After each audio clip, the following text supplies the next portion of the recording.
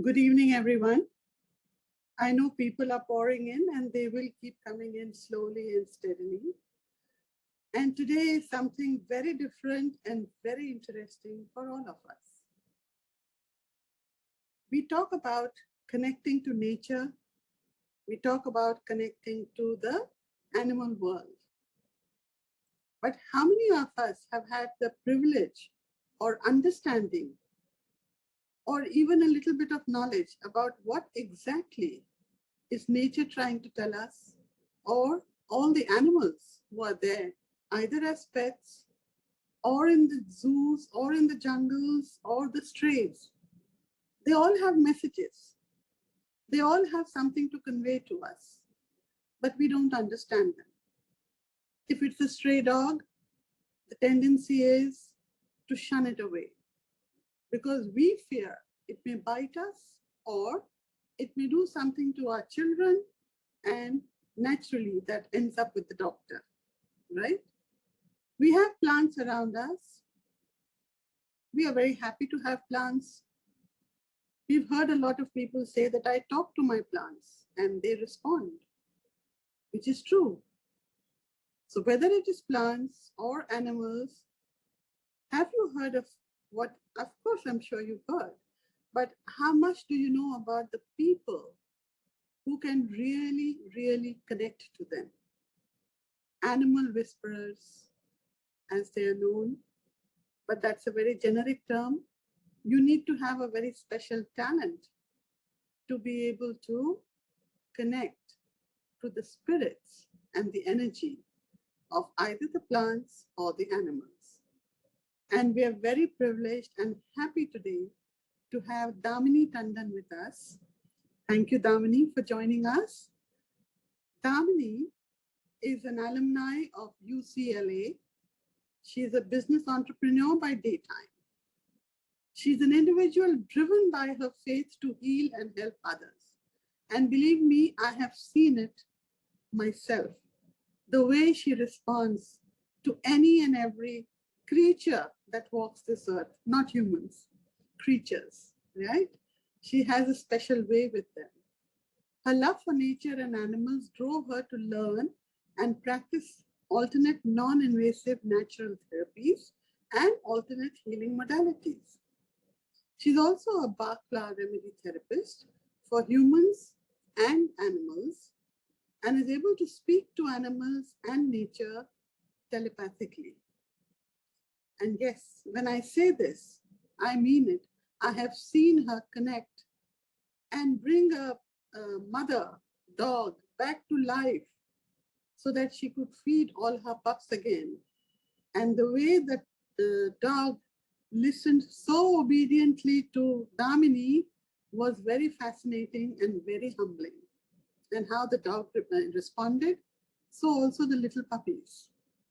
From animal communication, nature communication, to bark flower remedies. Apart from this, she has recently started with homeopathy and she works with people and their pets today. And now, here with us, Damini will give us a sense of how energy flows and connects all of us, and simple techniques which may be followed by you to help your pets or animals that you see around you. Damini, thank you very much for being here. The platform is all yours. Thank you. Thank you so much, Aarti. I really appreciate that lovely introduction. I'm really grateful to be here because spreading the word is as important as actually doing it yourself. So I just want to start with my journey and how I came upon animal communication. So like all of you, I'd not even really heard of it, honestly. But I had become a Bakla therapist for animals. And one day I was talking to my sister and I said, I wish I could speak to animals and help them, because here I'm doing a lot of guesswork. I'm guessing based on what the vet said, what the pet parent is saying, but I'm not hearing from the animals themselves. And the healing happens a lot faster when it's done at the energy level with bark therapy. So that is also an energetic form of healing. It's not really medicinal. And she told me about someone who had recently done a course. I immediately called that lady, and she had just finished the course, and she said, it's really good. Anyone can do it. And I was like, I don't think so. I don't think anyone can do it. But she gave me the number of this lady, and I went for the course. It was in Bombay a month later. And it has been an unbelievable journey since then. One of the first things that Akshaya, who's our teacher, said to us was, telepathic communication is the language of the universe. And we as humans are the only species that falls off the grid, and we're all born with it. Innately, as children, we connect so much more to animals. We talk to animals. We think they're responding to us, and then somewhere along the line we say, "Oh no, no, no, don't do that," or we don't encourage that behavior, and then our spoken word becomes our primary language. So the first thing I think is to realize that telepathic communication is nothing but the language of the universe. And so we're all innately born with it. And like any other language, if you practice it, you get better at it. So I think that's like the message that I really want to leave. Anyone who wants to learn should go ahead and, definitely learn this skill, because it's really easy, especially for people who are intuitive, especially people who are already on their spiritual journey. This is a very interesting route to actually being more spiritual, because you learn so much from animals. See, restoring that connection really happens from just believing in it. And the minute you can, it's like a switch that you flip on. You say, I believe that I can communicate, and then you start to receive. And of course, you need to ground yourself, and you need to be very balanced when you're talking to them. So it's not your thoughts that you're interpreting as the animal's thoughts. But other than that, I think it's a fairly easy skill to pick up. The trick there, of course, is that how do you know whether it's your imagination, your thoughts, or the animals? And one of the things that you try and do is ground yourself with meditation or any other form of grounding that you guys usually do for any of your other practices. And then just receive, set your intention to just receive the messages and communicate them without thinking. And the whole thing about intuition is the minute you let your mind in, it tries to play tricks with you, and you start to get into, is it me? Did I really receive this, etc. So I think one of the things that I learned very quickly was to just trust it. And the reason why it happened for me was I'm really unimaginative. So when I get the kind of answers that I get from these animals, I am like, this can't be me. I have not in my life been creative. So obviously, I haven't really thought of these things in the past. So what is animal communication? Like any intuitive field, whether you're doing spirituality, whether you are talking to spirits, human spirits, or you're talking to your plants, etc. You have all your 5 senses, actually 6 that come into play. So you can hear. So you actually hear a voice responding to you, which may be different from your own voice. They can share sensations. So, if you're talking to an animal that is in distress, it will tell you where the distress is. And they're so connected to their bodies that they can even identify organs.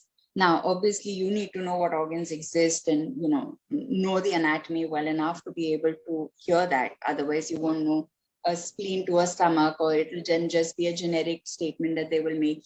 Upper abdomen, my right knee is hurting.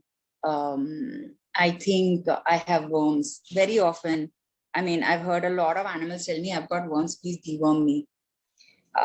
So hearing is something that happens a lot. Touch comes from, them sharing their feelings, their pain or their hurt in some form or fashion with you. I've had this cat, a friend's cat actually, who's extremely spoiled. So this boy wasn't well. He was puking, and she was rushing him from Noida to Nitiba to Dr. Rana's clinic. And it took about 45 minutes. And I was driving from Gurgaon to Delhi to go to lunch. And, I was in such a good mood till she called.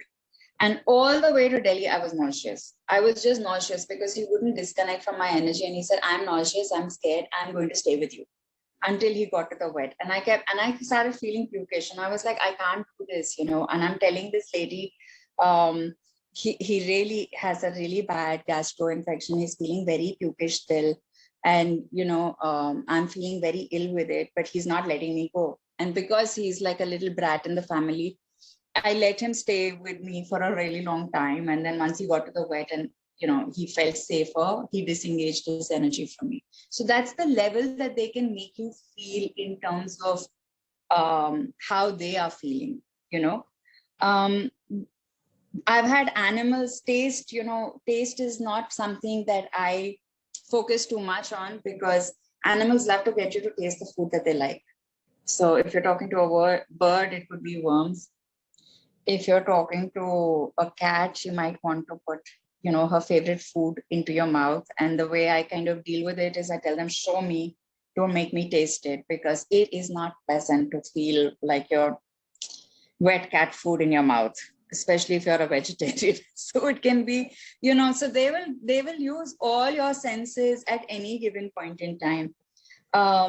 A lot of times we believe that animals see colors very differently or can only see a few colors. But in my experience, they describe colors in a lot of detail. They will tell me, the tree with the red flowers, or the orange flowers, if I don't know the name of the tree. So if it's not a gulmohar, it's something else, and I don't know what could be a red flower, they'll show it to me, but they will also tell me the color.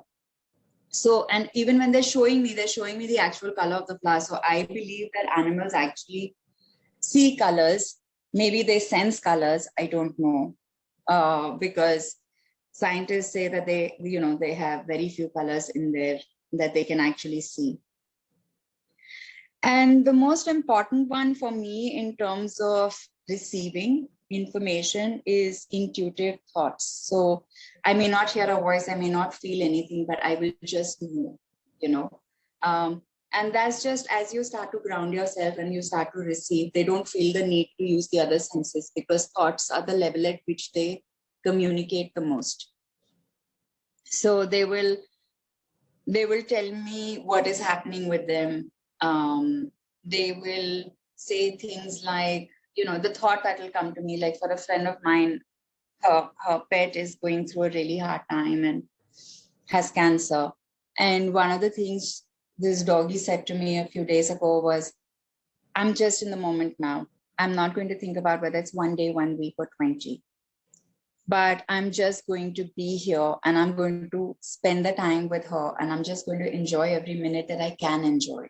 So don't ask me about how it's going to be and when it's going to be. So they're very also in the moment. They try not to live in the future, which is where most of us dwell. We're either in the past or we're in the future. So one of the things that they will do is bring you back to the present a lot if you allow them to. Now, those are some of the basics of how we experience it as communicators.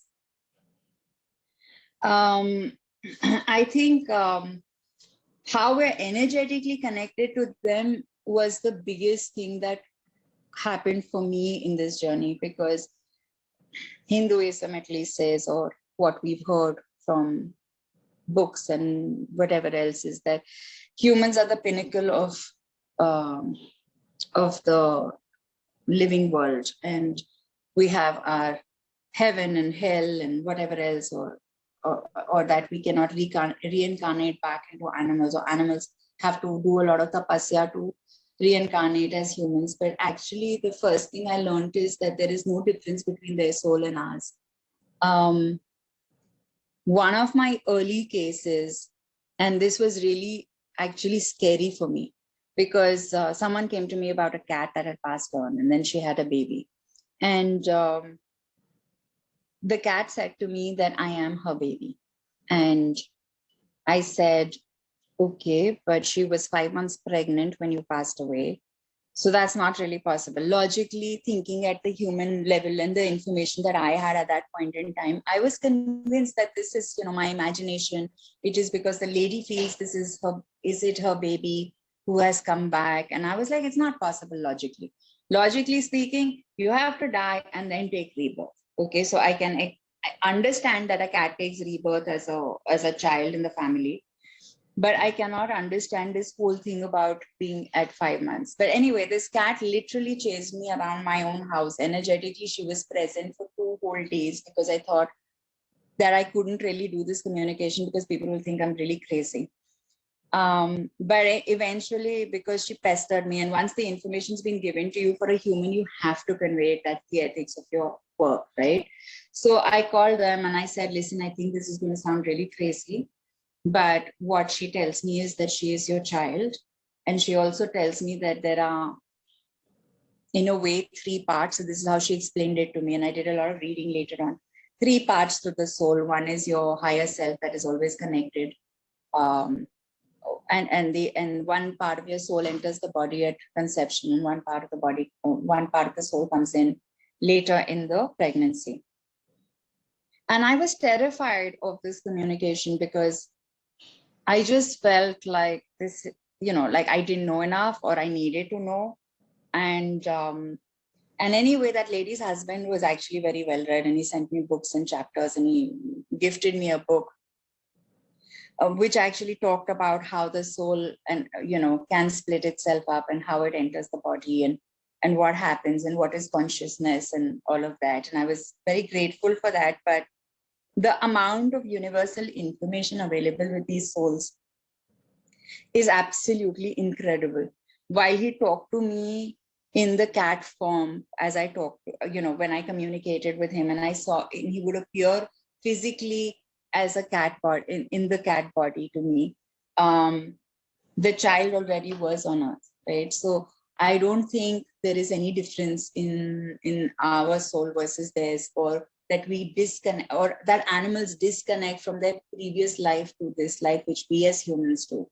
So it's quite interesting, to learn from them. There's so much wisdom that comes through. There's a lot of scoldings also you can get, if you go into a downward spiral, or if you're being judgmental about something, they will call you out on it immediately, because there is no judgment when it comes, when you do a soul to soul connection. Technically, there is supposed to be no judgment, is what I understand. And so if you're being judgmental, especially with our own selves, we are very hard on ourselves, and they will call you out on it, and they will tell you, this isn't the way to think about it, or why would you be so negative? Or, that's the one that I get all the time from my dog, because my dog's really old. She's 16. And every time the littlest thing happens, I will go down a downward spiral. And of course, I have to pull myself out of it and take care of her. But when I come through at the other end, invariably I get scolded. She's like, I can't imagine. Why do you always think that I'm going to die? Why do you think this is going to happen just because I'm old? And then she'll bounce back to her normal self, So there's a lot of information that you can get from animals, and you can get from plants as well. And I'll give you some examples of plants as we go on, but maybe I'll just touch upon some of the basic things that I've learned from them. So there is, this whole communication about how the souls are not different at all. So if we can take that out of our mind and see them for who they are, and not the body that they inhabit, our lives change tremendously. When we have pets, now the pets are, they're living in our environment. They adapt to our environment. And a lot of times people say, oh, I'm not able to communicate with my pet. But your pet is already communicating with you. They bark a certain way when they want food. They bark a certain way when there's someone on the door. They bark a certain way, when somebody they love is about to enter the house. They will, smile, they will grin, they will play. There's a lot that they tell you, just from their behavior. And that's how they've adapted to communicate with us, because we don't have that ability. So if we just stop for a minute and we allow the messages to flow in, you will also hear them. But till you kind of get to that point, you can definitely talk to them. Like, for example, all pets universally who I have spoken to, especially pets with behavioral issues, anxiety issues, will say to me, I want to know when they're leaving the house, where they're going, and what time will they be back. Okay. And they may continue to be quite hysterical at home, or whining or crying initially when you leave them alone. But over a period of time, they learn to manage their anxiety. Because I work with a lot of anxious animals. I work with a lot of animals with either health issues or behavior issues. Because of backflow therapy, I hear that a lot. I want to know where they're going. I want to know when they will be back. And once you're not back at that time, they start to get anxious, and they will try to connect with you. So if I am getting late at work, and sometimes I get extremely, focused on whatever I'm doing, and I come home, say half an hour, 1 hour late, I will get the scolding of a lifetime. I mean, physically barking, scolding will happen. And that happens to a lot of us, right? And I apologize. But usually if I'm going to be late, from the time that they've asked me, that I've told them I will return, I let them know. And I keep letting them know, I'll be back soon, I'll be back soon. This is the time I'll be back home. They understand time, okay? So they can read our thoughts in a manner that suits them. So it's the universal language. If I say I'm going to come back at 9:30, they know the time. And a lot of animals, if you see, they have their routine. They will get up at the same time every morning. They're outside the kitchen door at the time that you're supposed to feed. So the assumption is, for me, is that they understand time better than we do. We kind of look at a watch and we look at how to communicate that to them, but they are absolutely clear about it. The other thing that I find with animals is that, there are 2 or 3 concepts that we need to know, that every animal, or human for that matter, comes with a purpose to this earth. And the purpose could be living on the road, or experiencing life as a stray animal, or as a wild animal, or as a pet animal, or as a bird. But when they are living with us, they have a purpose with us. Okay. So the purpose could be as simple as being our companion, being a child to us, taking us through a rough patch as a guide. So there are many of these examples where they have come in and they support us through some parts of our life that might be very difficult or lonely, and they become our best friends, right? And their behavior also becomes like ours. So if we are bohemian, they will also be very chilled out. If we are anxious, our animals also start to show anxious traits. If we are, if we are very anxious inwards and we don't show it, to the external world, they will still be anxious animals, because our authentic self is experiencing some sort of anxiety or stress. So they mirror our emotions, so we can, look at them and realize what they're trying to tell us. So this is one of the easiest ways. So if your animal is experiencing some anxiety, I just look within and see, is it me? Is there something that I am feeling anxious about? And more often than not, it will be some work stress I've carried home, which I've not realized. I'm going about my regular life, but there's something going on and my animal's feeling a bit anxious. The other thing, I know a lot of you would have seen examples of how an animal takes on health issues, especially for their humans, because those are visible things, right? If a human has cancer, their dog gets cancer, the dog passes away, but the human survives, right? And these are all, our soul connections and our soul plan, where they have decided to come and take this form and to enable us to have a life which is longer, or to support us in that time. And in that time, their body may not be able to handle the amount that they take on for us, and they may pass away. So these are very real things. So at home, we keep saying, we need to keep our health really good, because we don't want our animals to take on anything for us. And, like when I had COVID, I would tell my dogs, I was like, this is very mild. I can handle it on my own. I don't want any one of you to take it on, because I'll get additional stress, right? I don't want you to do this for me. And mostly they will listen to you. Animals will listen to you. So for example, we have a little yard in the front. It's tiny, it can barely see 5-6 people at a time. It's very green. We have cats who eat there. We have a bird feeder. We have all kinds of birds, including peacocks, who show up. We have field mice who ruin my plants every once in a while. We have dogs who visit. So all these animals share the same space. And the basic rule I set for everybody is that I will feed everyone. But in this zone, we will not live by the rules of the outside, which is that cats will not attack birds. Dogs will not attack the peacocks because they're walking on the floor. And then I made this other rule with the pigeons especially and the peacocks. I said, please don't poop here. I will feed you, but I can't keep cleaning up after you. And then, my staff is going to say, ma'am, we are not going to clean. And then my dogs can get sick because it has a lot of urea. And once my dogs got really sick by licking the poop from outside, and they had gastric issues and they were on drips for 4 or 5 days. So we set this one rule where you all can come here, but no one's going to dirty the area. So in this space, none of the animals will poop. When the cats come, they won't even look up at the bird feeder, except the kittens, who have to, of course, be told a few times because they're kittens and they're just learning their skills of climbing trees and chasing birds. But in this tiny space, they all follow this one rule, is that this is a safe zone. Whoever's sick can come here. Whoever needs help can come here. Whoever's hungry can come here. There will always be food. So we leave the food outside, and whoever needs it will come and get it as they need it. So, so there is a lot of listening even in the wildlife. These are not pets. I don't have names for them. I call them all bachas, or I'll call them, give them cute one name for each breed of birds or cats or whatever. Maybe some of the cats have individual names because I saw them as kittens growing up. But even the cats, they come and go.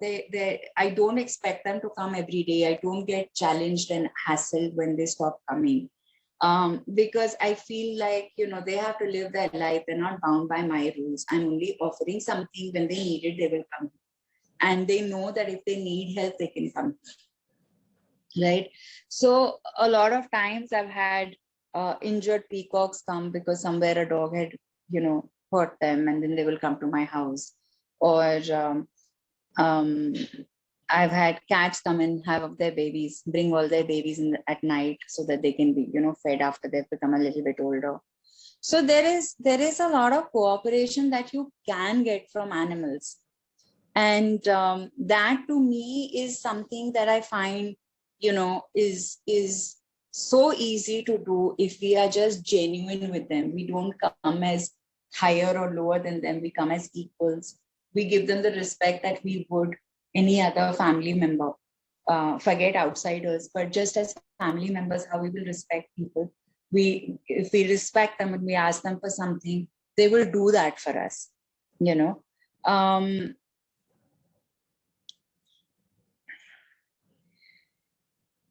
There is a lot of work that I also do. So, you can speak to animals who are alive. You can speak to animals who are sick. You can speak to animals who are also in spirit, right? Because Atma is eternal, okay? So it doesn't matter whether they're alive or dead, right? I also find that animals don't like to talk about death. They just look at it as another transition. They do not see it as the energy that we bring to death.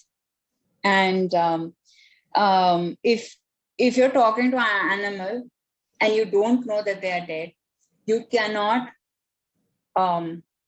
differentiate. There is no difference in the Atma. Okay, so it's not like it's more connected to earth or more connected somewhere else. You will have to ask them. And that's not a question I personally like to ask, like, are you dead or are you alive? Just sounds awful. So I don't normally do that. But if someone comes to me about a pet that's passed away, then I know that they're in spirit. Or, if there are animals that are stray animals and they wish to give closure to their feeders or the people around them, then they will tell you if they wish to. But I don't ever go and ask them, questions like, what is their status in life right now. So really, I just wanted to share some experiences instead of kind of making it about the animals. But we're getting to about 9 o'clock, so I'm happy to take questions or answer anything that anyone else would had questions along the line. Damini, could you give some examples real examples, real time, how you have dealt with animals?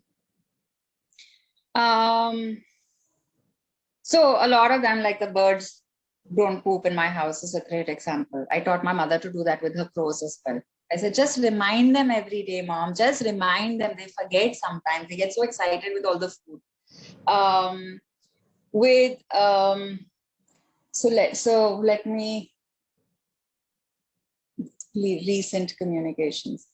So I'll give you one example from home. Our younger one, who's 12, she's not really young, is actually my partner's mother.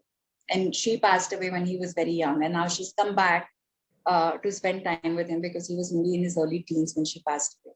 So when she told us this information, I didn't really know what to make up about it. But as I accepted it and as Puneet accepted it, and we kind of shared this information with his brothers and nephews and his children, her attitude towards them coming into the house was totally different from when they from the earlier visits. So she would really welcome them. She would love them. She would show her affection very, very differently, very gently, and she would sit with them, and she really would enjoy their company. So over a period of time, all the people around us who don't communicate, do not believe in it really, are not very spiritually oriented, also started to accept her as granny, mom, buaji. Everybody would do that. I have a dog recently who was diagnosed with arthritis, and he said to me that I don't think it's arthritis. I think it's much worse. Okay. And I don't think I'm going to be around for very long. And like sometimes animals also like us get very anxious, and they believe it's worse than what it is. So I said, no, I'm sure it isn't anything, but I'll ask them, to run some tests and take you back to the vet. And sure enough, when they took me back to the vet and they ran some tests, they figured there was a tumor on his knee, and it wasn't just arthritis. And he did pass away a month later. I have this dog in Bombay who's also on backflower remedies and daily communications, because as the protector of the building, he chases all the Zomato delivery boys and Amazon delivery boys. And, and because he barks so loudly, the children in the building are really scared of him. So we started talking to him, and I actually set up a counseling session because one of the communicators is also a counselor. And so I'm not very good at counseling. I can explain to them, but she has all these techniques she's learned as a counselor. And she started counseling him, and along with medication, he's become a much calmer dog. He stopped chasing. Instead of chasing and barking, if he thinks somebody should not be in the colony, he gives 2 barks. So behavior modification becomes very easy, when you can explain to them why they should behave a certain way. Of course, not all of them are going to listen to you, because there's also free will, right? So I have an animal I spoke to recently, very funny story. A father-in-law and a daughter-in-law called me. Well, the father-in-law called me about this doggy who was snappy, and he's anxious, and he is many things. And I had done a communication for them about a year and a half ago. And he said, I'm going nowhere. You will not find me a home. They wanted to rehome him because he was biting, snapping actually, but the father-in-law treated it as biting. He says, you go talk to so-and-so, the daughter-in-law. So I sent that lady a message because she had contacted me earlier for the same dog. And I said to her, I need to speak to you, and she took a week to come back to me, and I let it be. I didn't start looking for a home. He's a beautiful dog. But anyway, in my attempt to kind of calm him down, till this lady called me, I said to him that, Bacha, please calm down, yeah. Don't do this. You're making her life difficult. She has a small baby and all of that. And he says, don't worry, मैं उसे इस घर से निकालूंगा. And I was like, what do you mean घर से निकालूंगा? He says, she and I are going to live together. And she called me and she said, I agreed to the adoption because my father-in-law, the various issues, long stories. For an hour, that poor girl poured her heart out to me. And then I just said to her, listen, as I see it, he sees you as his human. And therefore, directions have to come from you. I cannot take it from anybody else. Ethically, I cannot. So she said, no, please give me another week. And then she said, and I told her this whole story. He said, main ise ghar se nikalunga. So she told me, we bought a house. We want to move out, but our in-laws are not letting us move out. So she says, we're paying an EMI and not living in our own home and still not having that feeling of being, having our own place, even though we are married, we have a child and all of that. Anyway, a week later, she called me and she says, I'm talking to my sister-in-law. She has one of his siblings to take him in for a short while. And my husband and I have decided to quietly look for a job and move out of this city. And then we will take him with us. So, sometimes they know what we're supposed to do and will come out and tell us what we're supposed to do. And, she has taken the cue from there. And I'm guessing that she really does want to move out, or it had been on her mind already for a while.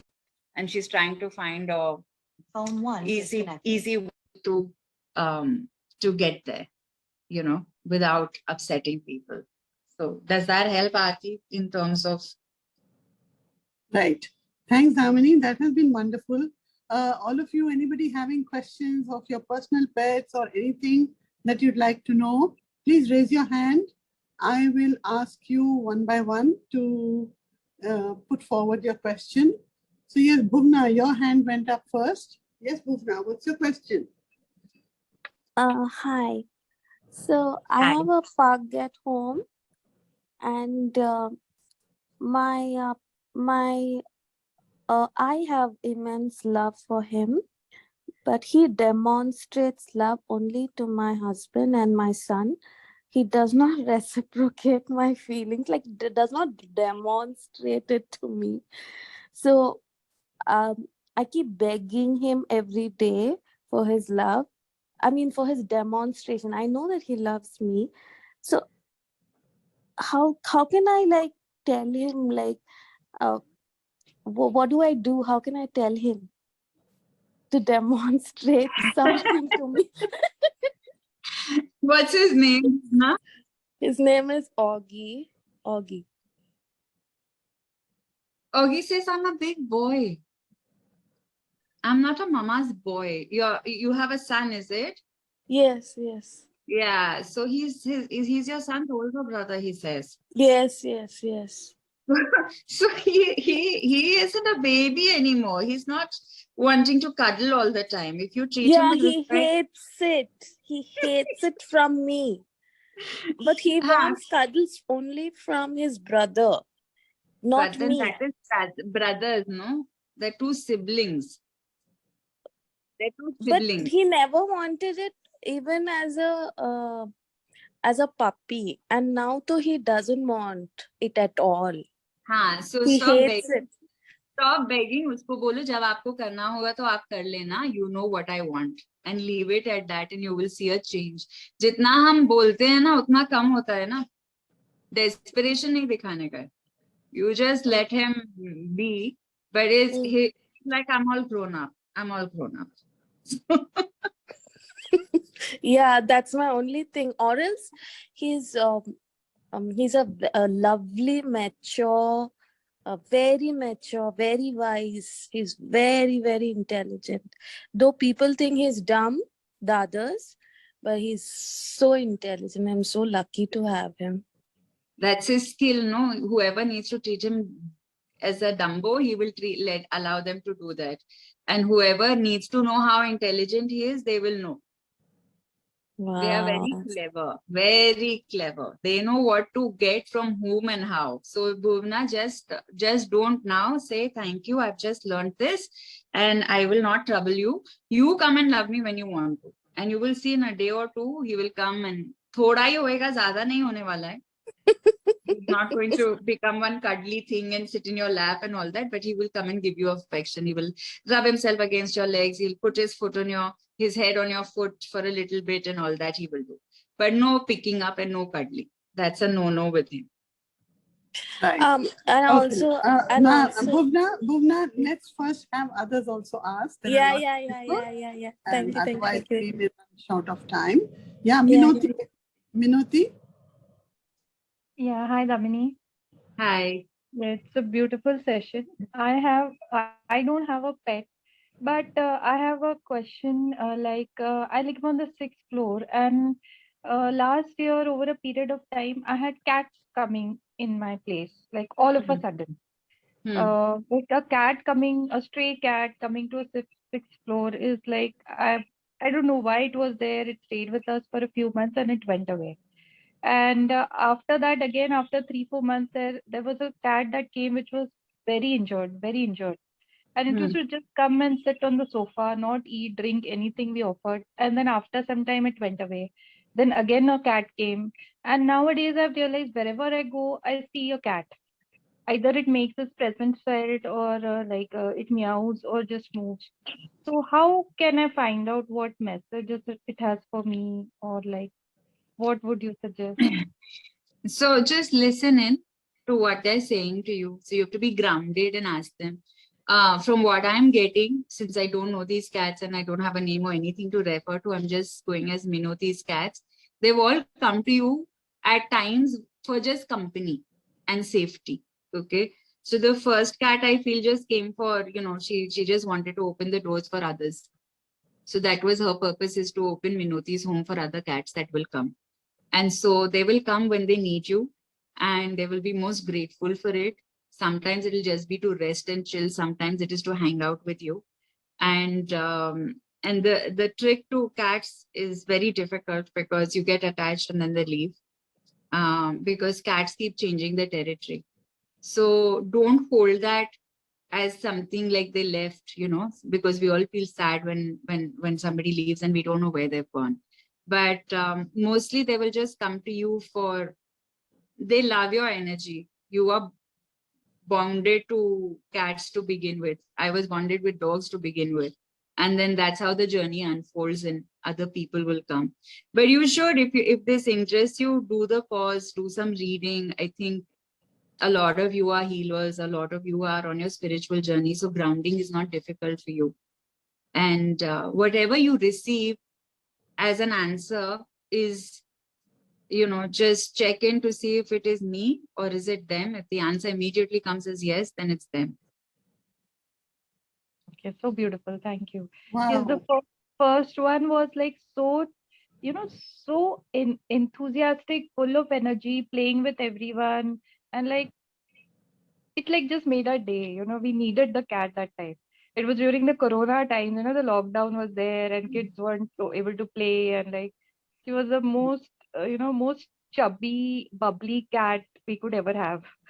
Yeah. So So thank you they so come, much. they serve Everything. their purpose. They serve their purpose. Now everyone's gone back to work. If they stay, then they will be, in the way sometimes. So they are not dependent on anyone, especially cats who are super independent.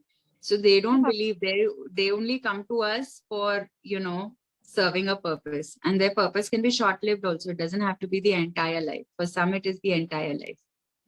Yeah. Thank you so Right. much. It resonates. And the safety thing also resonates. Like there was a lot of imbalance of energy in my house when that cat which was injured which came. And I think, yeah. Thank you so much. Thank you, Minoti. We next have Geeta Bansal. Yes, Geeta, what's your question? Let's make it short, all of us. Yeah, quick. Hi, Damini. So one stray cat came with her 3 kittens litter in our drive, and then a flower pot just on its own fell on one kitten. I think it would be about 6 weeks old. And so we took her in, my sister-in-law took her in, and we almost thought she's dead. Now she's moving around, but we're not sure whether she can see. So how do we figure that out? So she's been tentatively named Albeli. She's really tiny and fragile. I think she wouldn't be more than 6 to 8 weeks old.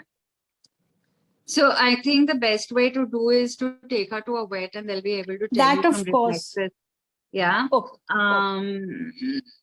She's a gray and black cat kitten. She's actually brown streaks, brown and off-white. So then I'm not connecting with her. So her sibling is gray and black.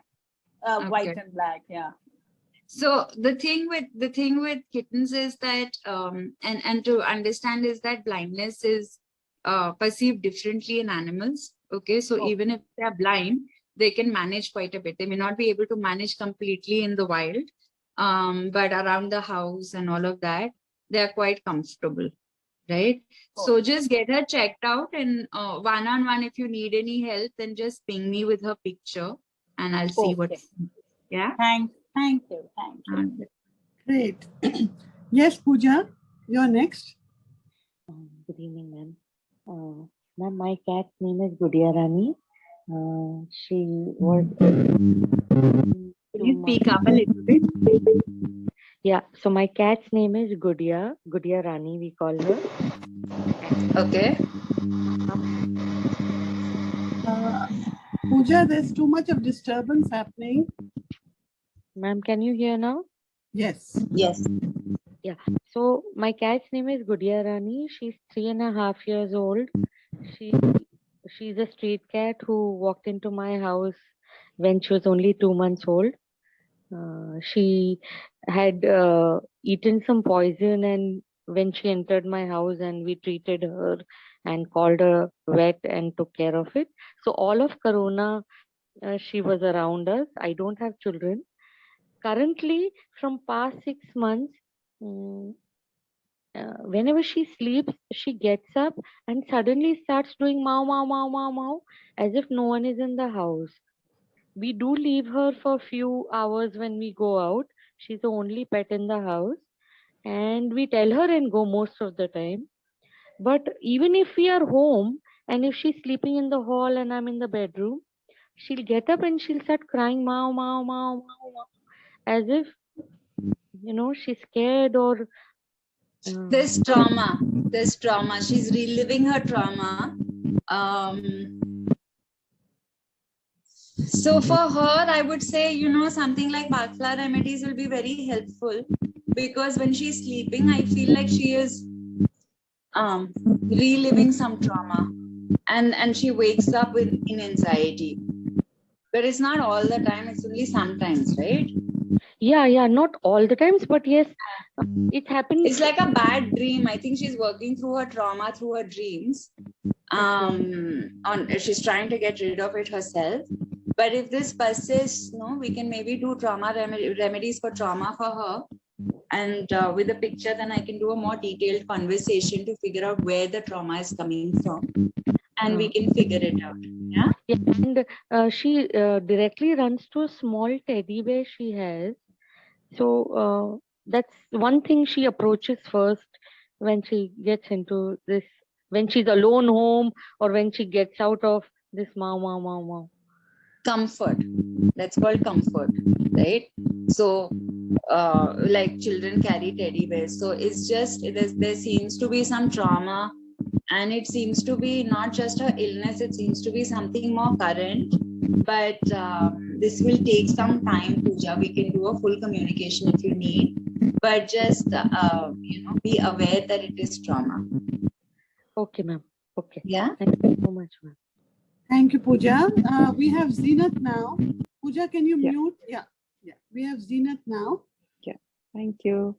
Okay, Damini, it was wonderful hearing all this. Okay, so I have a question of a cat and also a crow. So there is a crow nest on the window. So she's laid 3 eggs also there. So it's like, I was wondering, I've never heard that crows build nest on anybody's window. So it's my mother-in-law's window and she's gone to US. So I feel there is nobody staying there. So they saw a vacant place and they built it or something. Yeah, also safety, no? If your energy feels safe, then they will come to you. Oh, okay. They look for safety when they're building their nest. Okay. So it'll be very high up on a tree, or it will be in a place where they can feel safe. Okay. And I have a cat in US, like my children have it up there. And I was there for 2 months, last 2 months. And his name is Felix, and he gets scared when anybody comes through the door or the doorbell rings, or if there was carpentry work in our house, then if the maid comes like once a month to clean, and there was pest control, we were there for 2 months. So all this hustle bustle, I saw that he didn't eat for quite many days, and he gets scared and he goes under the bed. He's 2 years old.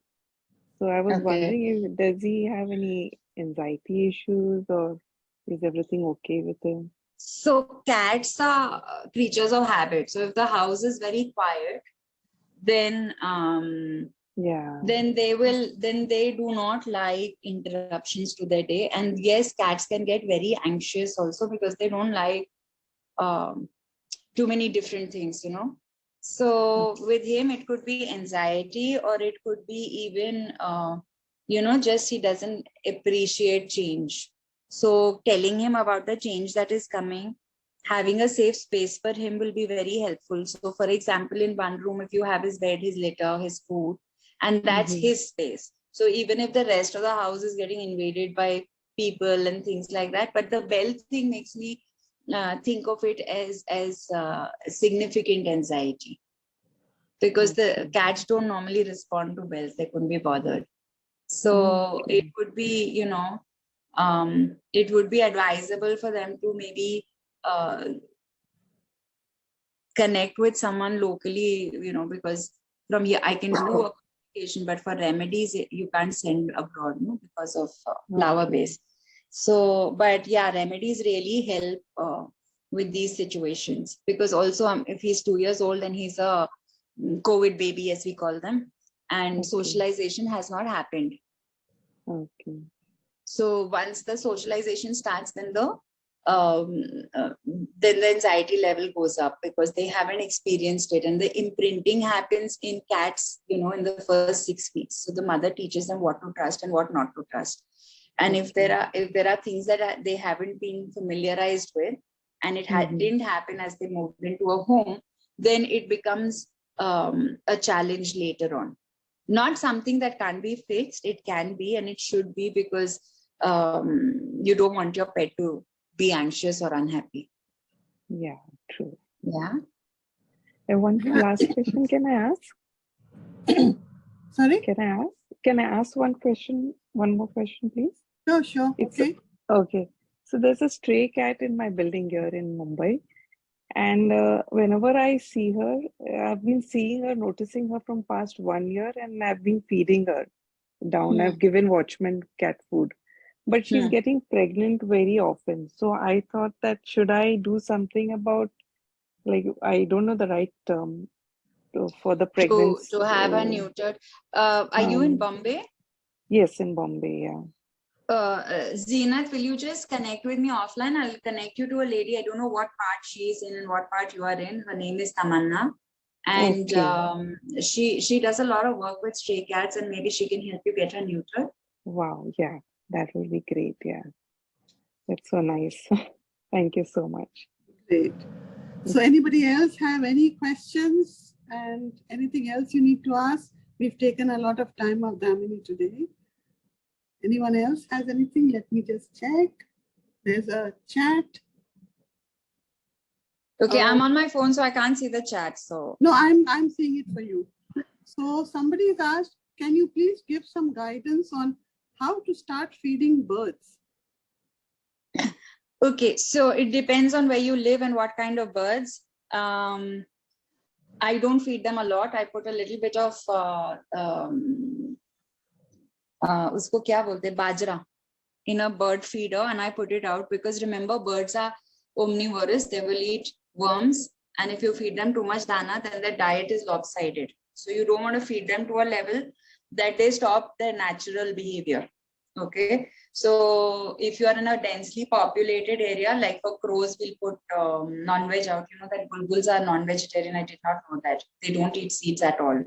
So depending on the birds that you're feeding, you just need to read up on the internet a little bit. But what I have done as a one-stop solution is that I put out about 500 grams of bajra every day, or 400 grams, whatever fits in the feeder. and that lasts about a day, day and a half. And then I give it a half a day, 1 day break, and then I fill it up again, because I don't want them to become dependent on me. They are wild animals.